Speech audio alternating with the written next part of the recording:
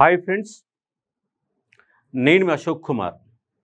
Welcome to Ashoka online academy. ఇక్కడ చూడండి, heading చూడండి. ఇక్కడ తెలంగాణ ఉద్యమంలో టాప్ స్కోర్కి మార్గాలు ఏమిటి? మీరు బిట్లు ప్రాక్టీస్ చేస్తున్నప్పుడు ఎక్కడ బిట్టు పోతుంది, ఏ ఏరియాలో కన్ఫ్యూజ్ అవుతున్నారు, ఎక్కడ మనము మార్కులు కోల్పోయే అవకాశం ఉంది, మార్కులు వచ్చేది కాదు, మార్కులు కోల్పోయే అవకాశం ఎక్కడ ఉన్ననేది ఇక్కడ మనం చూడబోయేటటువంటి ఒక వీడియో. ఎందుకంటే తెలంగాణ ఉద్యమ చరిత్ర ఒక పేపర్, మొత్తం 150 మార్కుల పేపర్. పైగా ఈ 4 పేపర్లలో అత్యధిక స్కోరు సాధించేటటువంటి పేపర్ కూడా. ఎందుకంటే పోయినసారి బేసిక్ లెవెల్లో పేపర్ ఇచ్చిన కారణంగా 146 మార్కులు వచ్చాయి అవుట్ ఆఫ్ 150కి. నీకు ఎకానమీలో 120 దాటవు, ఫస్ట్ పేపర్లో 110 కానీ ఆగిపోతావు, థర్డ్ పేపర్లో 125, 130 చేయొచ్చు. అన్నిటికంటే ఎక్కువ స్కోర్ చేసేటటువంటి పేపరు తెలంగాణ ఉద్యమ చరిత్ర. మరి తెలంగాణ ఉద్యమ చరిత్ర బేసిక్ లెవెల్ ఇచ్చారు కాబట్టి పోయినసారి 140 చేశారు. మరి వాడు ఎగ్జామ్ని తికమక చేసి గందరగోళమైన బిట్లు వేస్తే మరి ఎక్కడ నువ్వు గందరగోళానికి గురి కావడానికి అవకాశాలు ఎక్కువ ఉన్నాయి, ఎక్కడ మార్కు పోయే ప్రమాదం ఉంది, అలా అంశాలపైన ఇవాళ మనం ఒక వీడియోను చూసి ఒక ప్రయత్నం చేద్దాం. బిట్ ఎక్కడ పోతుంది, సూత్రాలలో కాన్సెప్ట్ ఏంటి, జీవోల కాన్సెప్ట్ ఏంది, కమిటీలేంది, తేదీలేంది, కోర్టు తీర్పులేంది, ఎక్కడ బిట్టు పోతుంది అన్న కాన్సెప్ట్ పైన డీటెయిల్గా చూద్దాం.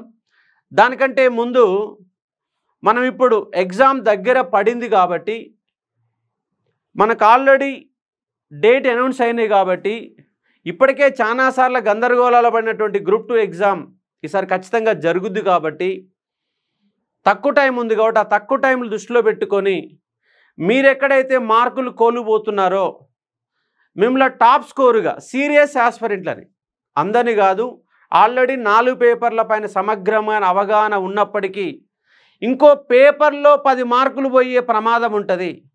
పేపర్కు 10 మార్కులు, 4 పేపర్లు 40 మార్కులు, అదే నీ యొక్క సక్సెస్.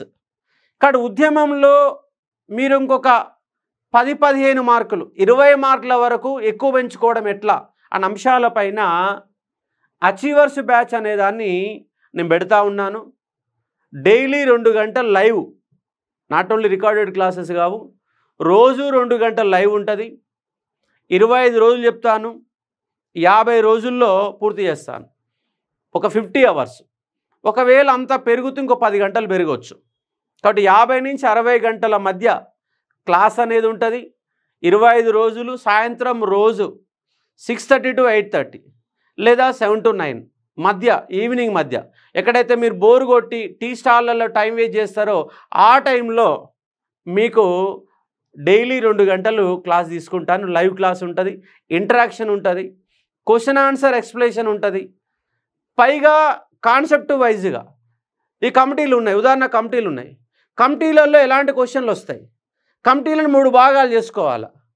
అంటే ఇక్కడ కమిటీలోని సభ్యులు అడిగేటటువంటి కమిటీలు ఏంటివి, తేదీలు అడిగే కమిటీలు ఏంటివి, కమిటీ నివేదిక అడిగేటటువంటి కమిటీలు ఏంటి, అంటే 3 భాగాలు చేసి ఎక్కడ మీకు కమిటీల మీద బిట్ వస్తే ఎక్కడ పోతుంది అని గుర్తించే విధంగా 32 కమిటీల గురించి టోటల్ క్రోనాలజీని మీ మైండ్లో సెట్ చేసే విధంగా దానికి 5-6 ఒక 3-4 గంటలు ప్రత్యేకంగా తేదీలపైన ఫోకస్ పెట్టి ఏ ఒక్క బిట్టు కూడా కమిటీలపైన తేదీలపైన పోకుండా, సూత్రాలపైన పోకుండా అన్నిటిపైన ఒక ఎనాలసిస్ చేస్తూ, ఇగో ఏరియా నువ్వు పోతుంది, ఇక్కడ నువ్వు జాగ్రత్త పడాలా, ఇక్కడ ఆగాల, దీన్ని ఒకసారి మళ్ళీ చదవాలా, మరి ఎక్కడ పోతుంది, ఆడబోతుంది అన్న అంశాలపైన రోజు 2 గంటల క్లాసు. ఎందుకంటే మనకు టాపిక్స్ ఒక 15 టాపిక్స్ ఉంటాయి, మనకి 25 రోజుల పాటు చెప్తాం. ఒక్కొక్క టాపిక్ తీసుకొని ఆ టాపిక్ విశ్లేషణ, ఆ టాపిక్ మీద క్వశ్చన్ ఆన్సర్ ఎక్స్ప్లెనేషను, ఎలాంటి క్వశ్చన్లు వస్తే నీకు పోతాయి, బేసిక్ లెవెల్ ఏంటివి, స్టాండర్డ్స్ లెవెల్ ఏంటి అన్న అంశాలపైన మనము అచీవర్స్ బ్యాచ్ 499కి 3 days ఆఫర్ పెడతా ఉన్నాం. రేపు ఫ్రైడే, సాటర్డే అండ్ ఇవాళ మీకు మండే నుంచి క్లాసెస్ స్టార్ట్ అవుతాయి. మండేలోగా జాయిన్ అయిన వాళ్ళకి 500 ఉంటుంది, ఆ తర్వాత జాయిన్ అయిన వాళ్ళకి 1000 రూపీస్ ఉంటుంది. ఒక 3 days ఆఫర్గా ఇస్తున్నాం.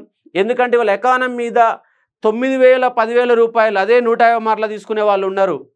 కానీ అశోక్ సార్ అంటే తక్కువ ఫీజుతోటి వాళ్ళ మార్కెట్లో ఆన్లైన్ అనే ప్రపంచంలోనే వేల కొద్దిగా ఉన్న ఫీజులని చాలా తక్కువ రేటుకి ₹1 100 రూపాయలకి 500కి 1000 రూపాయలకి 2000కి మీరు ఎన్నిసార్లు కట్టినా 5000 కూడా కాని ఒక పరిస్థితులలో మీకు కోచింగ్ ఇచ్చినటువంటి ఏకైక అకాడమీ అశోక్ సార్ అకాడమీ. పైగా అశోక్ సార్ యొక్క బుక్ కూడా మార్కెట్లో ఉంది. దీంట్లో కమిటీలు సపరేటు, తేదీలు సపరేటు అన్నీ డివైడ్ చేసి 100 పేజీల షార్ట్ నోట్స్ ఇచ్చాం, సబ్జెక్ట్ ఇచ్చాం, చాలా డెప్త్గా ఇచ్చినాం. మీకు మార్కెట్లో జిల్లాల వాళ్ళు అందుబాటులో లేకపోతే మన యాప్లో బుక్ చేసుకున్నా కూడా మీకు ఇంటికే పోస్టల్లో రావడం జరుగుతుంది. తెలంగాణ ఉద్యమ చరిత్ర ఈజీ వేల మార్కెట్లో ఇంతింతలా పుస్తకాలు అంతంతలా పుస్తకాలు ఉన్న సబ్జెక్టును మొత్తం ఎక్కడ కూడా మిస్ కాకుండా దాన్ని పిండి నీకు అవసరమైన మేరకే సబ్జెక్ట్ అందజేసేటటువంటి ఏకైక పుస్తకం ఈజీ వేలో ఉన్న ఒక పుస్తకం నా యొక్క పుస్తకం. కాబట్టి మనకు అచీవర్స్ బ్యాచ్ కూడా ఉంది, దీన్ని కూడా చూసుకునే ఒక ప్రయత్నం చేయండి. ఇప్పుడు మీకు టాప్ స్కోరు ఎక్కడెక్కడ పోతున్న అంశాలపైన ఒక అవగాహన క్లాస్ అనే దాన్ని వాళ్ళు ఇచ్చే ఒక ప్రయత్నం చేస్తాను, చూసే ప్రయత్నం చేయండి. తెలంగాణ ఉద్యమంలో టాప్ స్కోరుకు మార్గాలు ఏమిటి అన్న అంశాలపైన చూస్తూ ఉన్నాం. ఇక్కడ చూడండి, తెలంగాణ ఉద్యమ చరిత్ర ఒక 150 మార్కుల పేపర్, స్కోరు పెరగడానికి అవకాశం ఉన్నటువంటి పేపర్. మనం ఎంత బిండుకుంటే అన్ని మార్కులు రావడానికి ఆస్కారం ఉన్న ఒక పేపర్ ఈ యొక్క పేపర్ ఏంటిది? తెలంగాణ ఉద్యమ చరిత్ర. మరి తెలంగాణ ఉద్యమ చరిత్రలో 150 మార్కులు ఉంటే అందరికీ 120 మార్కుల వరకు తెచ్చుకోవడానికి అవకాశం ఉంది పోయినసారి లెక్క పేపర్ వస్తే. కానీ అన్నిసార్లు అట్లా పేపర్ ఉండకపోవచ్చు కదా. టాప్ స్కోరే 120 ఉండడానికి అవకాశాలు కూడా ఉంటాయి. టాప్ స్కోరే ఫస్ట్ ర్యాంక్ వచ్చినోడికే 120 మార్కులు రావచ్చు, లేదా పేపర్ మధ్యస్థంగా ఉంటే 135 140 రావచ్చు. పోయినసారిలాగా పేపర్ ఉంటే 145 రావడానికి అవకాశం ఉంది. కానీ ఇక్కడ గమ్మత్ ఏంటంటే, పేపర్ గొప్పతనం ఏంటంటే, ఈ తెలంగాణ మూమెంట్ పైన పేపర్లు తయారు చేసే క్వశ్చన్ పేపర్ తయారు చేసి యూనివర్సిటీ ప్రొఫెసర్లు ఎవరికి కూడా ఉద్యమం పైన కమాండ్ లేని కారణంగా ఇలాంటి క్వశ్చన్లు వస్తూ ఉన్నాయి. వాస్తవంగా నాలాంటి వానికి కనుక పేపర్ తయారు చేసి ఇస్తే మీ 150 క్వశ్చన్లలో 90 క్వశ్చన్లు కూడా రాకుండా పేపర్ తయారు చేయొచ్చు, కష్టమేమీ కాదు. కాకపోతే అక్కడ అలాంటి ఫెసిలిటీస్ కారణంగా మనము టాప్ స్కోర్గా నిలవడానికి అవకాశంగా ఉంటుంది. ఎకానమీ కంటే కూడా హార్డ్గా తయారు చేయొచ్చు పేపర్ని, కానీ అలా తయారు చేసే పరిస్థితి ఉందంటే కనబడతలేదు. మరి ఎక్కడెక్కడ మనకు మార్కులు ఏడబోతున్నాయి అంశాన్ని ఒకసారి చూస్తే, ఇక్కడ చూడండి, బిట్ ఎక్కడ పోతుంది, ఏడబోతుంది బిట్టు. మరి ఏడబోతుందంటే మనకు ముందుగా అలా అన్నిట్లో గందరగోళంగా నేను కన్ఫ్యూజ్ చేయడానికి అవకాశం ఉన్నటువంటి ఏరియా ఏమిటంటే సూత్రాలు. ఏంటివి? సూత్రాలు. మరి ఏ సూత్రాలు ఉన్నాయండి? సూత్రాలు ఏమున్నాయి? 8 సూత్రాలు ఉంది, 5 సూత్రాలు ఉంది, 6 సూత్రాలు ఉన్నాయి. మొత్తం కలిపితే 19 అంశాలు. అంతేనా? 8 5 13 13 6 19 19 అంశాలు ఉన్నాయి. 19 పాయింట్లు ఉంటాయి. ఈ 19 పాయింట్ల పైన మనకు దాదాపుగా ఒక 5 నుంచి 6 క్వశ్చన్లు గ్యారెంటీగా వస్తాయి. ఎందుకంటే దీనికి సంబంధించిన తేదీ ఉంటుంది, ఎవరు ప్రవేశపెట్టారు ఉంటుంది, తేదీ ఉంటుంది, ఎవరు ప్రవేశపెట్టారు ఉంటుంది, ఎందుకు ప్రవేశపెట్టారన్న కాన్సెప్ట్ ఉంటుంది. దీంట్లో 8 అంశాలు ఉంటాయి, దీంట్లో 5 అంశాలు ఉంటాయి, దీంట్లో 6 అంశాలు ఉన్నాయి. కానీ మూడిట్లో కామన్గా ఉండే అంశాలు ఏంటంటే 10 అంశాలు ఉంటాయి. కామన్గా అంటే ఏ సూత్రాలు చదివినా గదే ఉంటుంది. కామన్గా 10 అంశాలు ఉంటే డిఫరెంట్గా ఒక 8-9 అంశాలు ఉంటాయి. మరి డిఫరెంట్గా ఉన్నాయి ఏంటి? 6 సూత్రాలకి 8 సూత్రాలలో కంబైన్డ్గా ఉన్న అంశాలు ఏంటివి? ఇక్కడక్కడ సేమ్ కాన్సెప్ట్ ఏముంది, తేడా ఏమిటి అన్నటువంటి అంశాలని మీరు గుర్తుపెట్టగలిగితే ఇక్కడ బై 6 మార్కులు వస్తాయి. మరి అది ఎవరు చెప్పాలా? అశోక్ సార్ మాత్రమే సూత్రాల గురించి చాలా ఇన్డెప్త్ ఆఫ్ నాలెడ్జ్ ఇస్తాను. ఎందుకంటే మీరు నా క్లాస్ చూడండి, ఒక 6 పాయింట్ ఫార్ములా మీద 4 గంటల క్లాస్ చెప్పాను. ఓన్లీ 6 పాయింట్ ఫార్ములా మీద 4 గంటల క్లాస్ చెప్పాను. మీకు మార్కెట్లో ఏ ఫ్యాకల్టీ అయినా 50 నిమిషాలు చెప్తే మహా గొప్ప, 50 నిమిషాల మించి చెప్పలేరు. కానీ నా క్లాసు నీకు 120 గంటల క్లాస్ ఉంటుంది. మార్కెట్లో ఎవరు ఉన్నాయా? ఓన్లీ ఆపరేషన్ పోలో నుంచి 2014 వరకు పాఠం మొత్తం తిప్పి కొట్టినా 40 గంటలు దాటదు. దానికి వాళ్ళు నిజాంలను యాడ్ చేసి కల్చర్ సంబంధం 10 మార్కులు వచ్చే కల్చర్కి 40 గంటల క్లాస్ చెప్పి గందరగోళం చేసిన వాళ్ళకు మార్కులు పెరుగుతాయి. కానీ నికార్సైన సబ్జెక్ట్ 150 మార్కుల పేపర్ ఉంటే దాంట్లో 140 మార్కులు సబ్జెక్ట్ అండి, 10 మార్కులు మాత్రమే కల్చర్. 10 మార్కులు మాత్రమే కల్చర్. 10 మార్కుల క్వశ్చన్కి ఏమో 40 గంటలు చెప్పి 140 మార్కులకేమో 30 గంటలు చెప్పే మహామేధావులు చాలామంది ఉన్నారు. కానీ సబ్జెక్టు డెప్త్ ఏంటి, అనాలిసిస్ ఏంటి అనేది చూసుకునే ఒక ప్రయత్నం చేయాలా.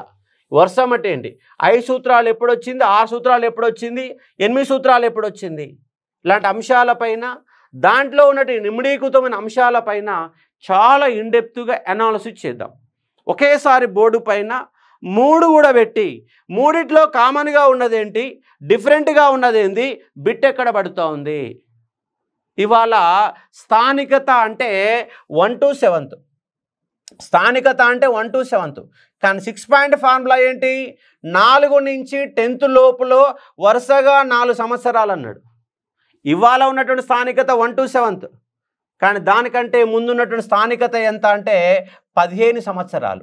మరి 15 సంవత్సరాలు ఎప్పటిదాకా ఉంది, 4 to 10th ఎప్పటిదాకా ఉంది, 1 to 7th ఎప్పుడు వచ్చింది, జోనల్ సిస్టమ్ అనే పదం దేంట్లో ఉన్నది అన్న కాన్సెప్ట్ని అర్థం చేసుకోవాలి. అంటే జోనల్ సిస్టమ్ 6 పాయింట్ ఫార్ములా మొత్తం చదివితే రాష్ట్ర స్థాయి ఉద్యోగాలు ఏంది, జోనల్ స్థాయి ఉద్యోగాలు ఏంది, జిల్లా స్థాయి ఉద్యోగాలు ఏంటి, దేంట్లో రిజర్వేషన్ ఎంత ఉంటుంది అన్న సూత్రం మొత్తం 6 point formula.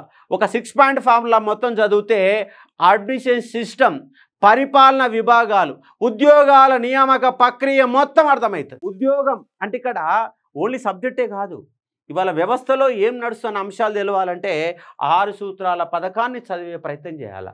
That is the concept of ideology.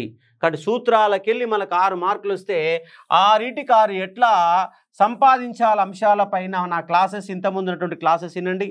₹1 కూడా ఇచ్చిన 84,000 మందికి ఇచ్చాను. 1 రూపీ కోర్స్ 84,000 మందికి ఇచ్చాను. దాదాపు ప్రిపేర్ అయ్యే ప్రతి విద్యార్థి క్లాసెస్ అయినారు. సీరియస్ ఆస్పిరెంట్ అంతా, ఉద్యోగం కావాల్సిన వాళ్ళందరూ కూడా. రేపు గ్రూప్ 2లో 783, అలాగే గ్రూప్ 3లో దాదాపుగా 1300 ఉద్యోగాలు, 2100 ఉద్యోగాలు కనుక ఉంటే ఈ దాదాపు 2000 మంది రేపు ఉద్యోగాలు సంపాదించే దాంట్లో 2000 మంది అశోక్ సార్ మూమెంట్ క్లాస్ ఇన్న వాళ్ళే ఉంటారు గ్యారెంటీగా. ఎందుకంటే మనం అంత స్థాయిలో తక్కువ ప్రేమలు ఇచ్చినాం కాబట్టి అందరు కూడా ఇన్న ఒక ప్రయత్నం జరిగింది. కాబట్టి సూత్రాలు. కానీ అన్నిటికంటే మొత్తం సబ్జెక్ట్ ఎక్కడ ఉంటుంది, పెద్ద మనుషుల ఒప్పందంలో ఉంటుంది. పెద్ద మనుషుల ఒప్పందం పుస్తకంలో పేజీన్నరే ఉంటుంది, కానీ ఇక్కడ 14 అంశాలు ఉంటాయి. ఆ 14 అంశాలు కనుక చదువుకుంటే ఈ 14 అంశాల ఆధారంగా 1969 ఉద్యమం ఉంటుంది. 1969 ఉద్యమం ఆధారంగా 6 సూత్రాల పథకం ఉంటుంది. 6 సూత్రాల పథకం ఆధారంగా 610 జీవో ఉంటుంది. ఈ పెద్ద మనుషుల ఒప్పందం ఆధారంగా ఆంధ్రప్రదేశ్ పునర్వ్యవస్థీకరణ చట్టం ఉంటుంది. ఆంధ్రప్రదేశ్ పునర్వ్యవస్థ చట్టం ఉంటుంది. ఈ యొక్క 14 అంశాల ఆధారంగా పెద్ద మనుషుల ఒప్పందం ఆధారంగా శ్రీకృష్ణ కమిటీ ఉంటుంది. పెద్ద మనుషుల ఒప్పందం ఆధారంగా సిడబ్ల్యూసి తీర్మానం ఉంటుంది. What is the linked of the subject అంటే ఒక జెంటిల్మెన్ అగ్రిమెంట్ని గనక మస్తిష్కంలో గనక నువ్వు ఎంటర్ చేసుకోగలిగితే నీకు దాదాపు సబ్జెక్ట్ వచ్చినట్టే. పెద్ద మనుషుల ఒప్పందంలో ఏమున్నదో 6 సూత్రాల పథకంలో అదే ఉంటుంది, 8 సూత్రాల పథకంలో అదే ఉంటుంది. అందుకే పెద్ద మనుషుల ఒప్పందాన్ని మన ఎలాబరేట్గా చాలా ఇన్డెప్త్గా కాన్సెప్ట్ బేసుల్లో చదువుకునే ప్రయత్నం చేయాలా. మిగులు నిధులు అనే పదం పెద్ద మనుషుల ఒప్పందంలో ఉన్నది. మిగిలిన నిధులకు సంబంధించి వశిష్ఠ భారవ కమిటీ ఉన్నది. మిగిలిన నిధులకు సంబంధించి లలిత్ కుమార్ కమిటీ ఉన్నది. పెద్ద మనుషుల ఒప్పందం ఉల్లంఘన గురైంది కాబట్టి 69 ఉద్యమం వచ్చింది. 69 ఉద్యమం విఫలమైంది కాబట్టే నక్సలిజం వచ్చింది. ఇప్పుడు నక్సలిజం అనే కాన్సెప్ట్ నక్సలిజం ఇచ్చినాం. మరి నక్సలిజాన్ని ఏ విధంగా చదవాలా అన్న ఒక కాన్సెప్ట్ కనుక వస్తే నక్సలిజంలో దాన్ని మనం ఒక కాన్సెప్ట్ బేస్ చూసుకోవాలా. అంటే నక్సలిజంలో ఉన్నటువంటి కాన్సెప్ట్ ఏంటి, నక్సలిజంలో ఉన్నటువంటి పాయింట్స్ ఏంటివి, నక్సలిజంలో ఏం పాయింట్స్ ఉన్నవి, నక్సలిజంలో ఉన్నటువంటి తేదీలు ఏంటి అంటే ఇక్కడ డిఫరెన్స్ నువ్వు చూసుకునే ఒక ప్రయత్నం చేయాలా. అంటే తేదీలు నక్సలిజం అనే టాపిక్లో తేదీల పైన ఎక్కడ క్వశ్చన్ పడుతున్నవి, కాన్సెప్ట్ పైన ఎక్కడ క్వశ్చన్ పడుతున్నవి, మొత్తం నక్సలిజంలో ఉన్నటువంటి పాయింట్స్ ఎన్ని ఉన్నవి, టోటల్ పాయింట్స్ ఏమున్నాయి అంటే ఒక 30 పాయింట్లు వస్తాయి. ఒక తేదీలో ఒక 10 తేదీలు వస్తాయి. ఒక కాన్సెప్ట్ని ముందుగా ఒక హాఫ్ అన్ అవర్ పాటు కనుక కాన్సెప్ట్ ఎక్స్ప్లెనేషన్ చేస్తే నక్సలిజంలో వచ్చే ప్రతి పాయింట్ని కూడా నువ్వు టచ్ చేయవచ్చు. ఒకవేళ వాడు 4 ఆప్షన్లు ఇస్తాడు కాబట్టి దాంట్లో 2 తెలిసినా ఆ రెండిటి ఆధారంగా నువ్వు బిట్టు చేయడానికి అవకాశం ఉంది. ఎందుకంటే నేను ఉద్యమం పైన పిహెచ్డి చేశాను, ఉద్యమం సంబంధించి ఒక 45 పుస్తకాలు సేకరించాను, ఉద్యమానికి సంబంధించి ఒక జర్నలిస్టుగా పనిచేశాను, ఉద్యమానికి సంబంధించి ఉద్యమంలో పాల్గొన్నాను, నిరాహార దీక్షలలో పాల్గొన్నాను, ప్రతి అంశాన్ని స్పర్శతో చూశాను. 69 ఉద్యమం సంబంధించిన పుస్తకాలు ఉన్నాయి, 69 ఉద్యమానికి సంబంధించిన పేపర్ కటింగ్స్ ఉన్నాయి. ఎన్ని రకాల సమాచార సేకరణ చేశాను కాబట్టే ఉద్యమం అంటే అశోక్ సార్ అంటే ఉద్యమం అన్న కాన్సెప్ట్లలో మీకు పాఠం చెప్పడం జరిగింది. కాబట్టి ఇక్కడ నక్సలిజం అంటే కాన్సెప్ట్ ఏంది, దాంట్లో ఉన్న పాయింట్స్ ఏంటివి, దాంట్లో ఉన్న తేదీలు ఏంటివి అనే ఒక డిఫరెన్సెస్ నువ్వు చూసుకునే ఒక ప్రయత్నం జరగాల. అప్పుడు మాత్రమే ఎలా క్వశ్చన్ వచ్చినా కూడా ఆన్సర్ చేయగలుగుతావు.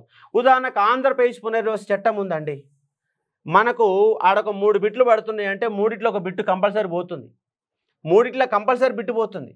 మరి పోకుంటుంటే ఏం చేయాలా అంటే ఇక్కడ ఉన్నటువంటి 108 పాయింట్లని మనం డిఫరెంట్గా రాసుకోవాలి.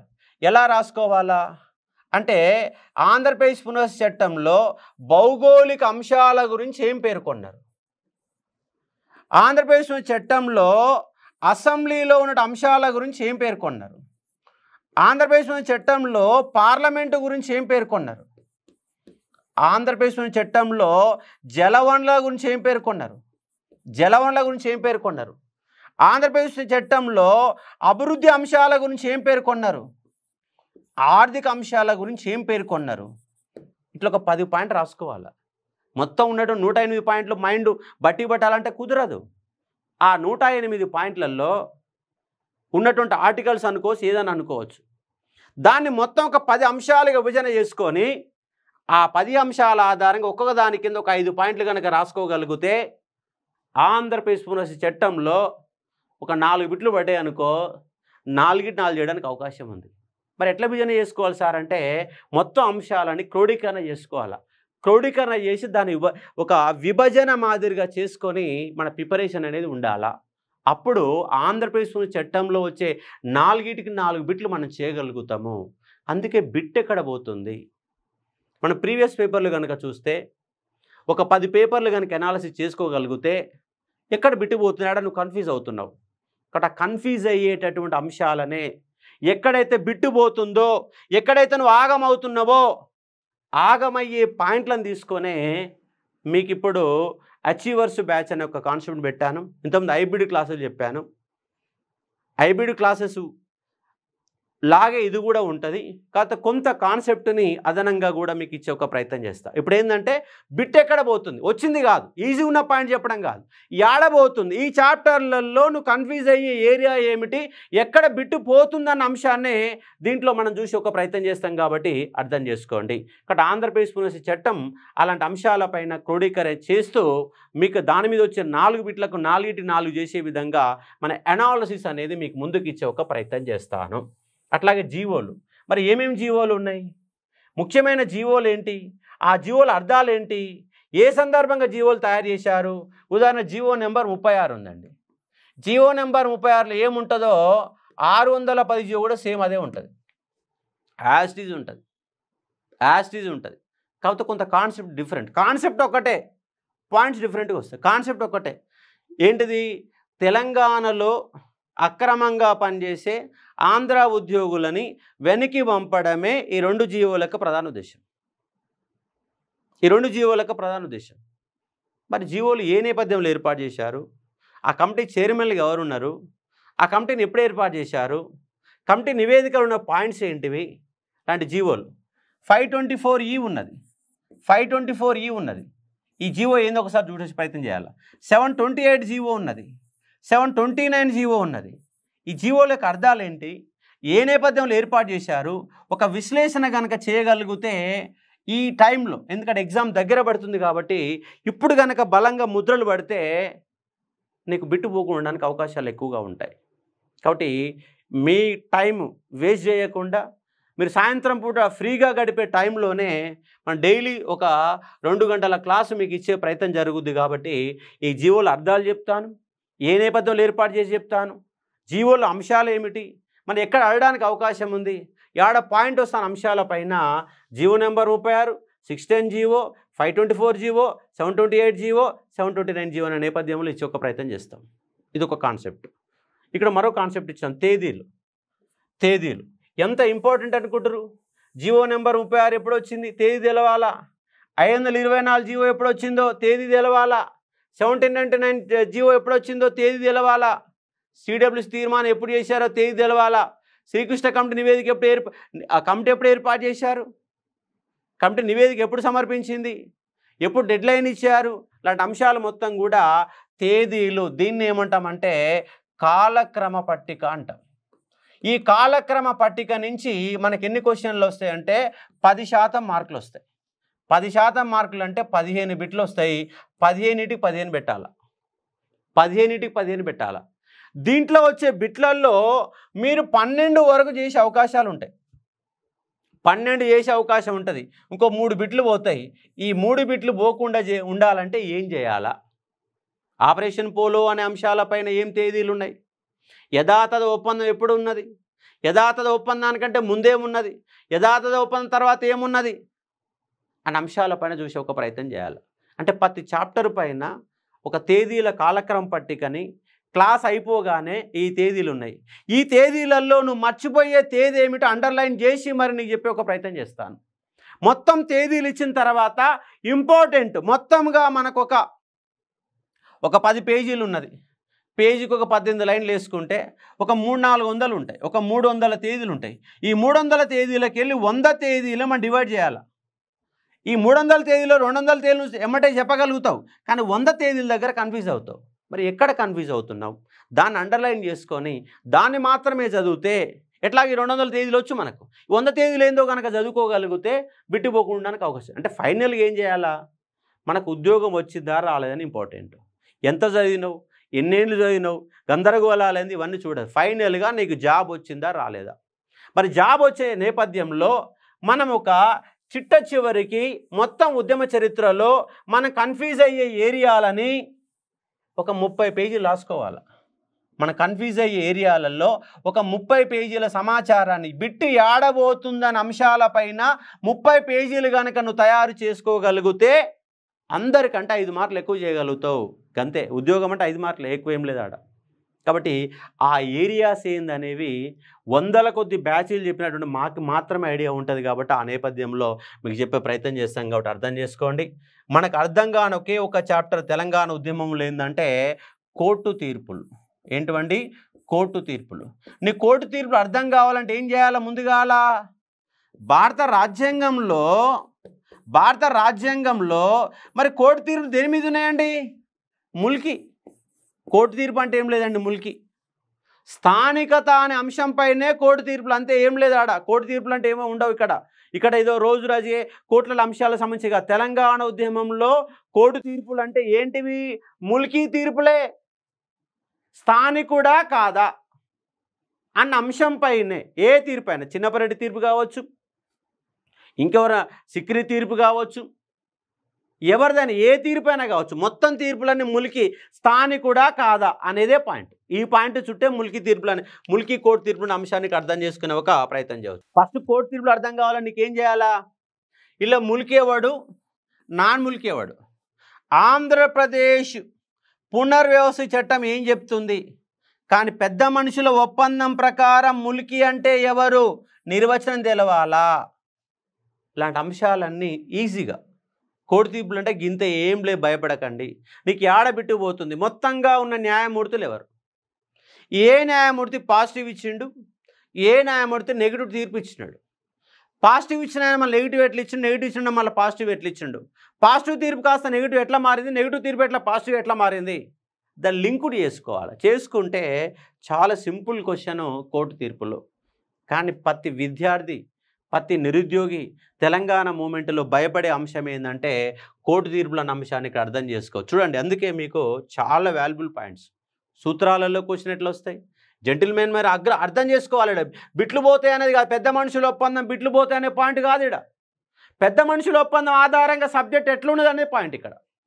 అందుకే మీకు ఇక్కడ క్వశ్చన్ ఆన్సర్ ఎక్స్ప్లెయిన్ చేస్తాను. పెద్ద మనుషుల ఒప్పందం 14 అంశాలు ఒక్కసారి మీ మైండ్లో రివిజన్ చేపిస్తాను, మీ చేతే చెప్పిస్తాను.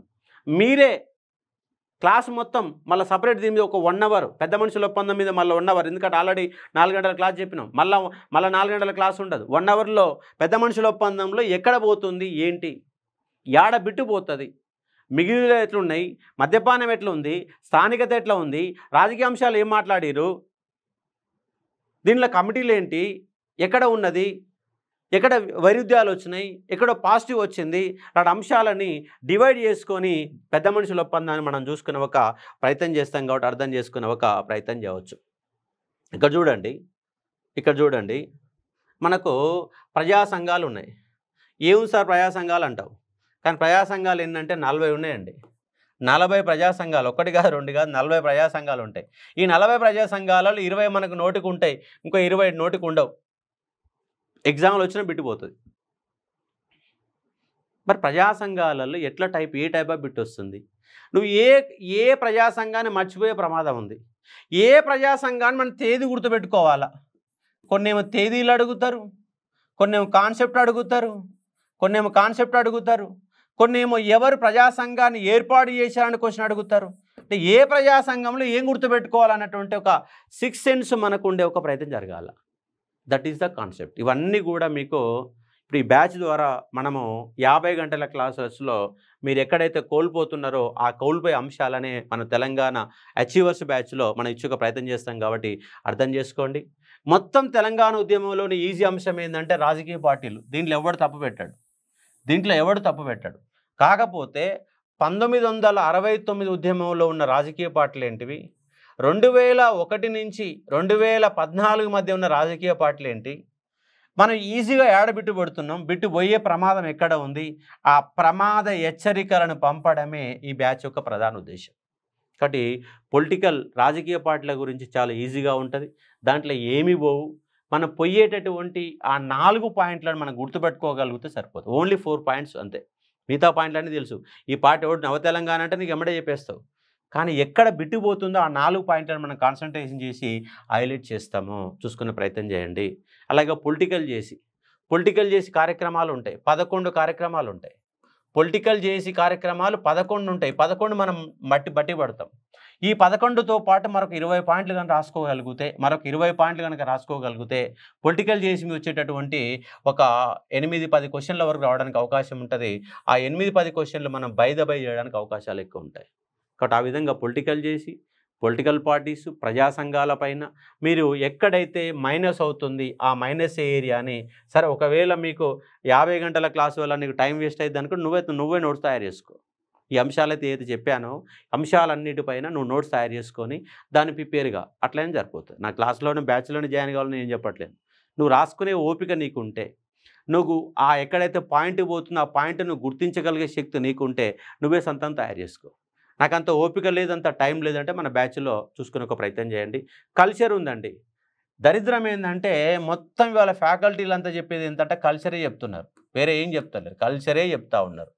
కల్చర్లో వచ్చే 10 మార్కులు, నువ్వు తెలంగాణలో పుట్టినందుకు 5 మార్కులు ఎట్లా చేస్తావు, కావాల్సిన 5 మార్కులు. 5 మార్కులలో ఎక్కడ బిట్టుపోతుంది అనేది మనకి ఇంపార్టెంట్. చూడండి, ఈ 5 మార్కులే మనకి ఇంపార్టెంట్. కల్చర్లో వచ్చే 5 మార్కులే. ఉదాహరణ సాహిత్యం ఉంది.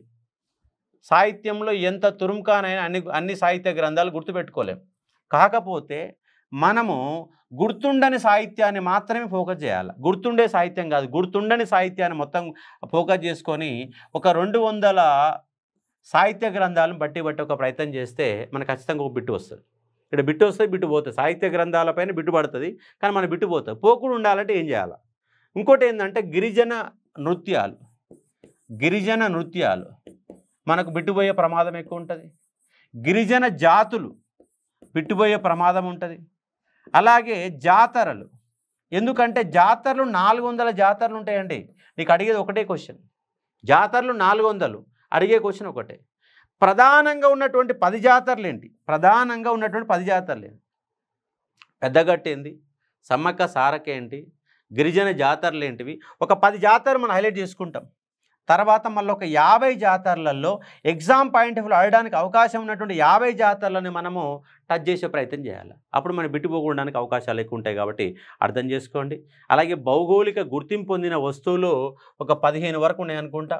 ఆ 15 వస్తువులని అంటే మనం యాడ మర్చిపోతున్నాం. ఆ 15 వస్తువులలో మనకు గుర్తున్నది ఏంటిది, గుర్తు లేనిది ఏంటి? ఇది ఒకటేనండి. మనం ఎక్కడ కష్టపడుతున్నాం, యాడ బిట్టుపోతుంది అన్నటువంటి ఒక పాయింట్ని మన ఆధారంగా చేసుకొని 50 గంటల క్లాసును ప్లాన్ చేస్తాం.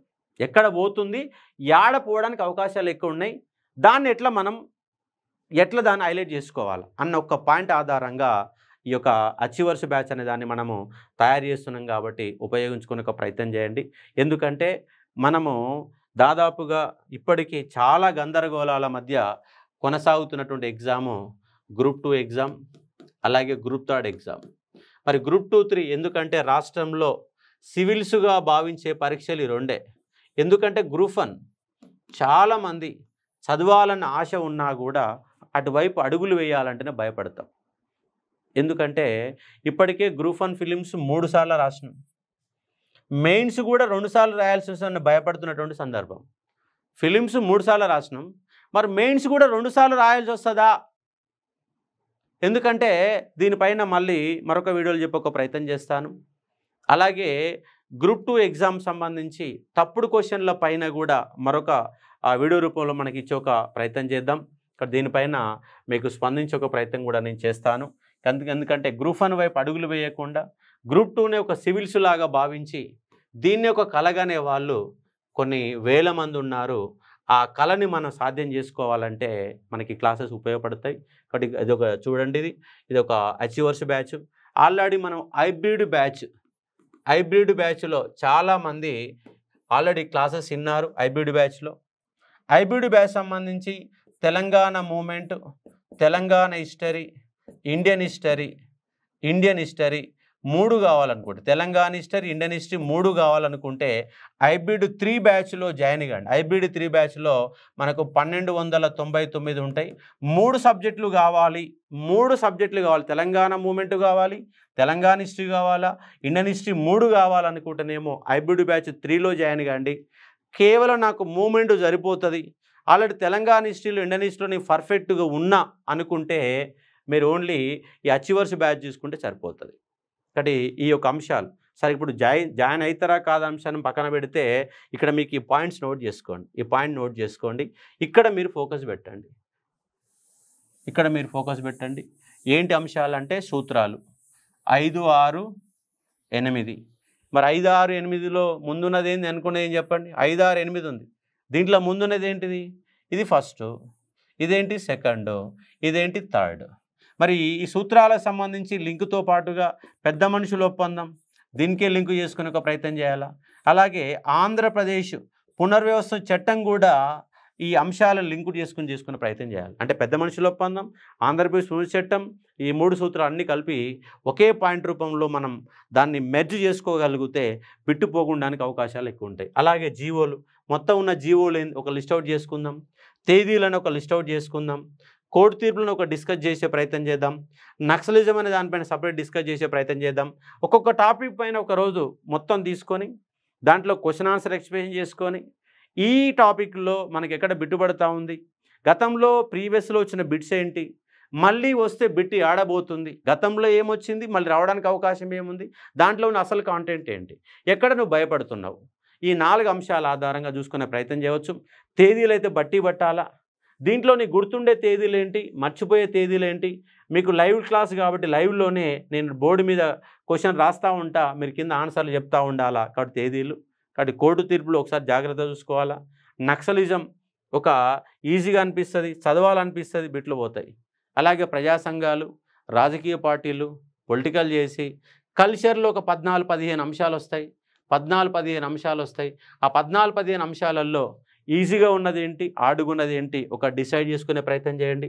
అలాగే అమరవీరుల స్తూపం, తల్లి తెలంగాణ యొక్క ప్రత్యేకతలు, అమరవీరుల స్తూపం యొక్క ప్రత్యేకతలు, ఎప్పుడు చేశారు, ఎవరు దానికి రూపకర్త ఎవరు, దాంట్లో అంశాలు ఏంటివి, పై భాగంలో ఏముంది, కింది భాగంలో ఏముంది, మధ్యలో ఉన్న గుర్తు సింబల్ ఏంటి, ఏ సింబల్ ఎక్కడికి వెళ్ళి తీసుకున్నారు, ఇలాంటి అంశాలు. అమరవీరుల స్తూపం, తెలంగాణ విగ్రహం, అలాగే తెలంగాణ రాష్ట్రం వచ్చాక ఎవరెవరి పేరు మీద బహుమతులు ఇస్తున్నారు, కాళోజీ పేరు మీద బహుమతులు ఏంటివి, దాసరి కృష్ణమాచార్య పేరు మీద బహుమతులు ఏంటివి, ఎప్పుడు మొదలుపెట్టారు, లాస్ట్ ఇయర్ ఎవరికి ఇచ్చారు, ఈ కింది వాణిలో కాళోజీ యొక్క అవార్డు అందుకోని వారు ఎవరు, అందుకున్న వారు ఎవరని క్వశ్చన్ అడుగుతారు.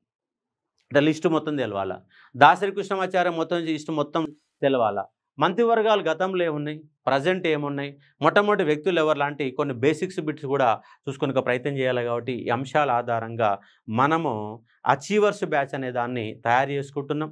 మొత్తంగా దాని 15 చాప్టర్లు ఉన్నాయి. 15 చాప్టర్లు కాకుండా మనం ఒక 25 రోజుల పాటు 25 డేస్ డైలీ 2 అవర్స్ 50 గంటల క్లాస్ 50 అవర్స్ క్లాసెస్, దాంట్లో ఒక 250-300 వరకు క్వశ్చన్స్, కొన్ని ప్రీవియస్ క్వశ్చన్స్, కొన్ని model questions with explanation. Not only question ఇవ్వడం కాదు, దాని ఏ రైట్ అయితే ఎందుకు రైట్ అయింది, బి తప్పు అయితే ఎందుకు తప్పు అయింది, పై 4 అంశాలలో 3 రైట్ అయినా ఒకటి తప్పు అయినది, ఏబీసీ మాత్రం రైటు, ఏడి మాత్రమే రైటు, ఏబిసిడి 4 రైటు అనే అంశాలపైన ఎక్స్ప్లెనేషన్ అనేవి ఆల్రెడీ హైబ్రిడ్ బ్యాచ్లలో ఎక్స్ప్లెయిన్ చేశాం. దాంతోపాటు కొంత బేసిక్స్, కొంత కాన్సెప్ట్. బేసిక్స్, కాన్సెప్ట్స్ అనే 2 యాంగిళ్లలో మనం ఇచ్చొక ప్రయత్నం చేద్దాం. మనమే టాప్ స్కోర్గా నిలబడాలా, ఉద్యోగం మనమే సాధించాలా అన్న అంశాలపైన తెలంగాణ ఉద్యమంలో టాప్ స్కోర్కు మార్గాలు ఏమిటి, బిట్టు ఎక్కడ పోతున్న నేపథ్యంలో ఇచ్చే ప్రయత్నం చేస్తున్నాం. అట్లాగే మన బుక్ కూడా ఫస్ట్ 100 పేజెస్ మీకు ఒక షార్ట్ నోట్స్ రూపంలో ఉంది.